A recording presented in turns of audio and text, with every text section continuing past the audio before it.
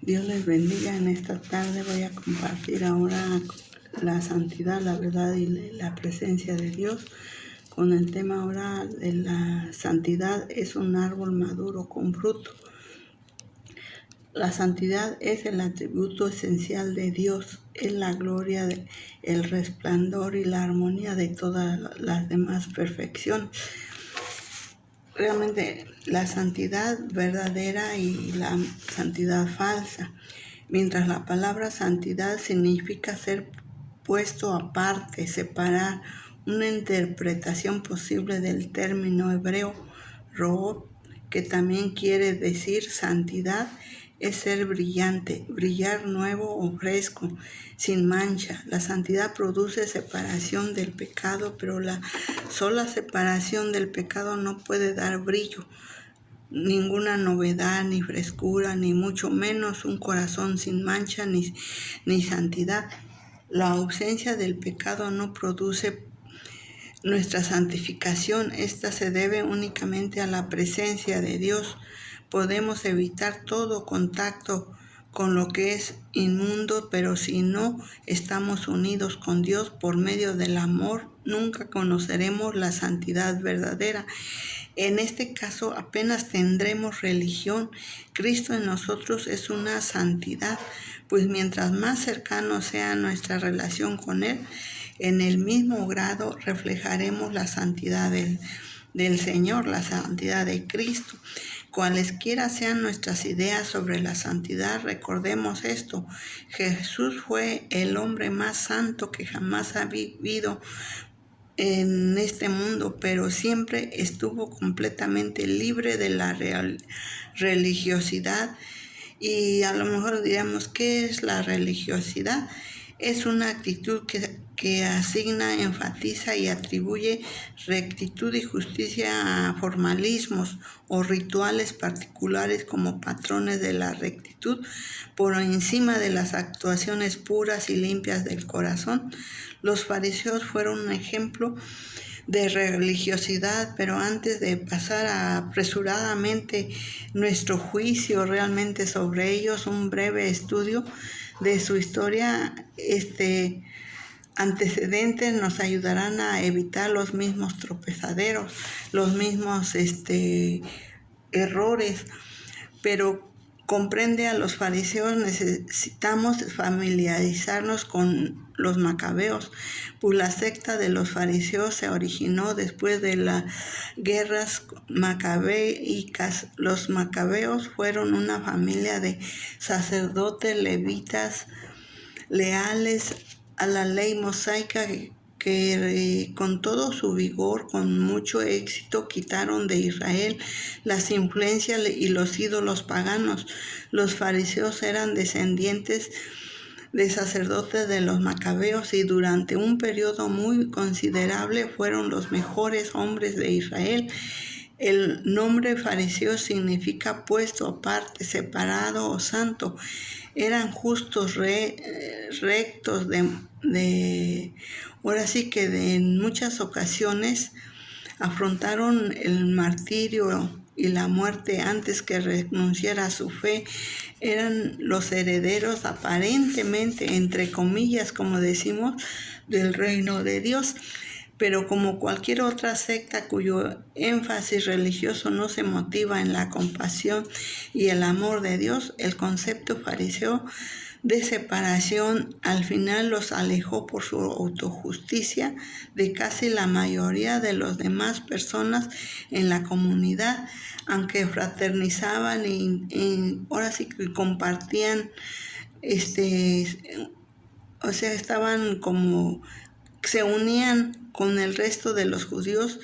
Sus costumbres, sus hábitos y hasta sus vestidos los mantenían separados de sus hermanos, pues se consideraban demasiado santos como para comprometerse con los aspectos comunes de la vida diaria. En lo relacionado con ciertos aspectos de la ley, los fariseos guardaban religiosamente el Shabbat, el día de reposo, o sea, el sábado. Diezmaban hasta de las hierbas de sus huertos y se ataban filacterías, cajitas de cuero que contenían versículos de las Escrituras sobre la frente y en las muñecas de las manos, de acuerdo con los mandamientos más estrictos y con la palabra de la ley mosaica. Esto está en Deuteronomio 6, del 6 al 9. Creían en la resurrección de los ángeles, los espíritus, Hechos 23:8, y rechazaban la compañía de personas aparentemente malas o inmorales. En Lucas 7:39. Hacia el tiempo del nacimiento de Cristo y año más tarde estaban orgullosos de su imagen y del sitio de honor que tenían entre los demás judíos. Para ilustrar la autojusticia de los fariseos, miremos la indiferencia hacia las señales y prodigios que rodeaban a Jerusalén cuando iba a nacer el Mesías. Alrededor de la época que rodeaba el nacimiento de Jesús, su indiferencia hacia esta ocasión momentánea es indicativa de cuán distantes estaban de Dios, de cuán preocupados estaban con su religión y no de lo que había visto en las profecías de que ellos sabían, ellos conocían, pero estaban tan metidos en su religiosidad que ignoraban, no le dieron importancia. Entonces nos podríamos hacer esta pregunta: ¿dónde estaban los fariseos cuando Cristo nació? Dice que la historia que una estrella se levantó del oriente y día tras día se acercaban a Jerusalén hasta cuando se detuvo brillando sobre la ciudad. Una gran caravana que había seguido a la estrella desde Caldea entró a la ciudad atravesando las puertas de Jerusalén. Venían los astrólogos más sobresalientes de Caldea, los magos. Tras un viaje de más de 800 millas, casi 1,300 kilómetros, estos sabios del oriente habían venido a adorar al rey de los judíos que había nacido. Está en Mateo 2, ahí está la historia. Las escrituras nos dicen que oyendo esto, el rey Herodes también se turbó, porque para él era el único rey y toda Jerusalén con él. Y entonces vemos cómo él se turbó, porque decían, no, ¿cómo puede haber otro rey aparte de mí? Yo creo que es lo que pensó. La Biblia explica específicamente que Herodes averiguó de todos los principales sacerdotes, escribas, sobre el lugar, o sea que todo lo anduvo investigando, en dónde iba a nacer el Mesías, y que los mismos fariseos le informaron en Belén. Y varios meses antes había habido relatos de visitantes angélicos de ciertos pastores cerca de Belén, donde los ángeles proclamaban que habían nacido el anhelado Mesías, con tantos sucesos sobrenaturales, con la ciudad que hormigueaba por las maravillas que ellos habían visto. Ellos creían, bueno, no entendían, los fariseos nunca mostraron el más leve interés, aunque sabían exactamente dónde tenía que nacer Cristo. Los magos paganos por naturaleza viajaron casi 1,000 millas a través de desiertos con grandes gastos y expuestos a multitud de peligros para adorar a Dios. Y aquí yo cuando leí esto digo, pues sí es cierto, y a veces, miren, en su ignorancia, estos que no tenían temor de Dios, estos vinieron a adorar al Rey de Reyes, al Rey de los judíos. En tanto los fariseos, que sabían las escrituras y eran herederos de la ley de Moisés, no enviaron una delegación y ni fueron capaces de ir a investigar hasta Belén, que estaba realmente a 6 millas, casi 10 kilómetros nada más, donde podían haber ido hasta caminando a pie, menos de 2 horas yo creo que ya estaban ahí. Su actitud de su autojusticia les hacía ser demasiado importantes para regocijarse con el nacimiento de Jesús. Cuán inmutables eran los fariseos de su actitud de autojusticia, como resistía al Espíritu de Dios. Vigorosamente se apegaban a sus tradiciones y con todo cuidado guardaban su imagen y su apariencia, inclusive cuando llevaban a la crucifixión al único que debía ser adorado. Como eran tan piadosos, rehusaron entrar al pretorio romano por no contaminarse por su religiosidad y así poder comer la Pascua que ya se acercaba. Eso lo leemos, pueden leer detenidamente ahí en Juan 18:20, donde nos explica que ellos iban a tomar la Pascua, que se acercaban los días de la Pascua. Esta era su religiosidad, preferían apegarse estrechamente a sus doctrinas antes que a Dios, amaban las oraciones audibles de los hombres más que la aprobación de Dios, presumían que saber las escrituras, ahora sí como decimos a veces al derecho y al revés, eran tan pesado como vivirlas. Para ellos las conocían pero no las vivían. Jesús mismo, ahorita se viene a mi mente ese texto donde le dice que Jesús mismo dijo que hicieran lo que ellos decían, mas no lo que hacían. Realmente aquí entiendo por qué Jesús dijo eso. En resumen, actuaban como muchos cristianos que obran hoy, más preocupados con la religión que con seguir a Jesús. A veces no dicen, es que yo aprendí el evangelio, y ya no vamos a meternos con el catolicismo que tiene su idolatría y eso. Vamos directo al cristianismo, a los que conocen la palabra de Dios, porque los fariseos conocían la ley, conocían la palabra, pero pues no la vivían.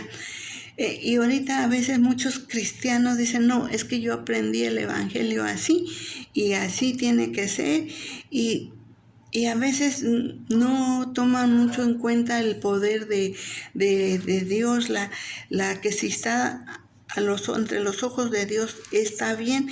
Y así, antes de juzgar a los fariseos con demasiada aspereza, meditemos nosotros mismos cómo nos comparamos en términos de justicia, misericordia y fidelidad. Cuando compasivos somos, cuando cuidamos de las necesidades, o al darnos para ver cambiado a los pecadores, cómo los podemos ayudar, y cómo cuando Jesús nace en una iglesia al otro lado de la localidad cuando vivimos, cuando nos apartamos de la necesidad del Señor, pues Él mismo, Jesús, advirtió que si nuestra justicia no excede a la de los escribas y fariseos, no podremos entrar al reino de los cielos. En Mateo 5:20 están las bienaventuranzas. Dios no quiere que seamos tan religiosos que desechemos a Jesús. Quiere que seamos espirituales. La virtud y el poder de Cristo venían del Espíritu Santo, no de un espíritu religioso. El Padre coronó el fruto del Espíritu Santo con poder. El amor de Jesús curaba los cuerpos quebrantados. La paz expulsaba los espíritus atormentadores y verdugos. El gozo y la liberación a los cautivos del pecado. El Señor no quiere que nos apeguemos a las tradiciones, quiere que nos apeguemos a Él, a Cristo. Cuando una persona es religiosa, cuán cuidadosamente mantiene y guarda su imagen. En cambio, cuando el creyente es espiritual, con cuánta pasión persigue la imagen de Cristo, a tratar de ayudar a los perdidos, a los menesterosos, todo. Una persona religiosa invariablemente se preocupará más con los artículos de su religión que con el amor verdadero y los verdaderos puntos importantes de la vida. Con toda razón Jesús dijo de ellos, guías de ciegos, que coláis el mosquito y tragáis el camello. Ambos animales eran inmundos, pero la santidad falsa se enfocaba sobre la ahora sí que sobre ponerse los ejemplos, estos animalitos y el acceso, mientras ignoraba lo básico y fundamentalmente de motivos del Señor, había lanzado esta tremenda amonestación. Ay de vosotros, escribas y fariseos hipócritas, porque diezmáis la menta y el eneldo y el camino y dejáis lo más importante de la ley, la justicia, la misericordia, la fe. Esto es necesario sin hacer aquello. O sea que aquí lo importante es esto, la misericordia, tener el amor por los demás. Mateo 23:23.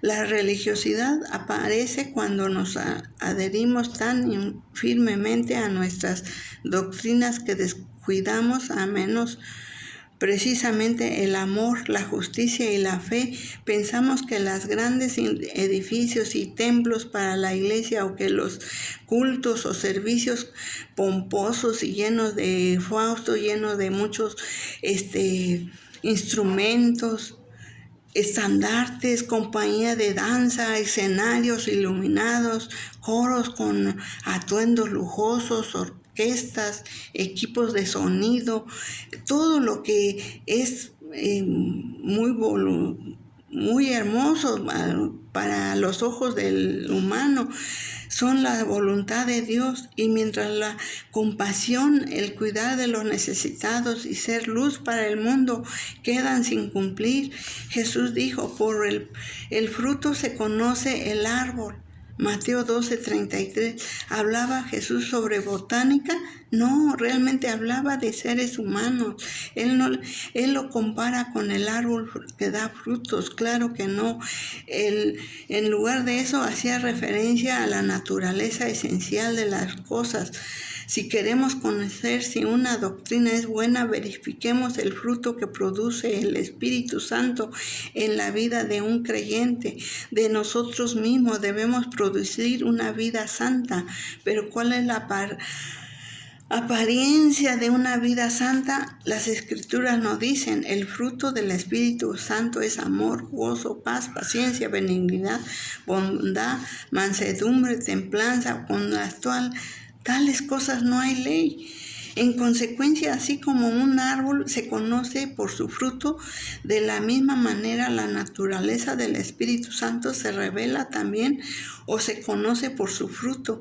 Si pensamos que andamos en el Espíritu Santo, en discernimiento, en dones, pero falta el amor, la paz y la bondad del Espíritu Santo, podemos estar andando en un falso espíritu religioso si no somos capaces y de darnos cuenta de cuán santos somos. No nos hacemos santos, sino que nos hemos vuelto religiosos. La santidad por sí misma no se nota.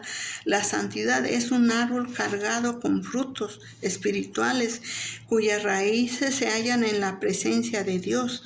Y claro está que donde la religión continúa sus manifestaciones en divisiones, contiendas, la santidad, es decir, la naturaleza esencial de Dios, produce su fruto de santidad completa y de perfecta unidad. Cuando necesitamos la santidad verdadera, en efecto, hoy vivimos en un mundo donde una iglesia se aparta de otra y un creyente se separa de otro. Si en realidad el Espíritu Santo gobernara, habría arrepentimiento, sanidad, restauración y amor, y habría milagros efectivos y duraderos. Las diversiones que hoy vemos en el cristianismo no son de Dios, vienen del maligno, constituyen un pecado del que es necesario arrepentirse antes de la segunda venida de Jesús, antes del arrebatamiento, que es lo que la iglesia debe de estar diciendo: Señor Jesús, ven por nosotros. Pero ¿cómo? Si no están en santidad, es triste, porque muchos dicen: va a haber muchas sorpresas para ese día del arrebatamiento. Las divisiones religiosas en cada comunidad, debería haber solo dos iglesias: una iglesia verdadera y multifacética que aunque se reúna en diferentes edificios, sin embargo, se encuentra unida por el amor en el espíritu con otras congregaciones y una iglesia falsa formada por diversos grupos aislados de individuos que presumen de ser los únicos que tienen la verdad y que se llaman a sí mismos los separados, sin darse cuenta que tal era el nombre que se daban los fariseos. Entonces debemos de estar unidos, pero no como ahorita la plataforma para el anticristo que van a unir todas. No, tenemos que reunirnos como iglesia fiel y verdadera a nuestro Dios, a nuestro Salvador. Recordemos esto, que la religión es que tienen su propio Dios. El Señor nunca dijo que seríamos la denominación del mundo o una secta puesta sobre un monte. No, dijo que deberíamos ser la luz del mundo, una ciudad sobre una comunidad asentada sobre un monte que no se puede esconder. Mateo 5:14. Cuando seamos, ahí dice que nosotros debemos de ser luz, sentada sobre un monte que no se puede esconder. Cuando seamos santos nos preocuparemos más de las personas que de la religión y reflejaremos la compasión de nuestro Rey. Entonces vamos a entender las razones que llevaron a Jesús a decir: misericordia quiero y no sacrificio, porque Él hizo un sacrificio único y para siempre. Él ya no quiere sacrificios, Él quiere que tengamos misericordia por los perdidos, por los necesitados, y que estemos orando, evangelizando, compartiendo, dándoles amor, entendiéndolos, amándolos, porque Jesús amó mucho al pecador. A nosotros mismos debemos de darle gracias, porque dice que aunque andábamos en nuestros delitos y pecados, Cristo murió por nosotros. Entonces, ¿por qué no tenemos que reflejar ese amor a la humanidad? Tenemos que, si realmente andamos conforme al Espíritu, pero si andamos, que no, que esto y que el otro, andamos conforme al espíritu carnal, conforme al espíritu religioso, que tenemos una religión pero no una santidad. Entonces tenemos que buscar, porque Jesús no fue religioso, Él fue santo y 3 veces santo, y Él mismo dijo: sed santo porque yo soy santo. Y también en Hebreos 14:6 creo, dice: sin santidad nadie verá al Señor.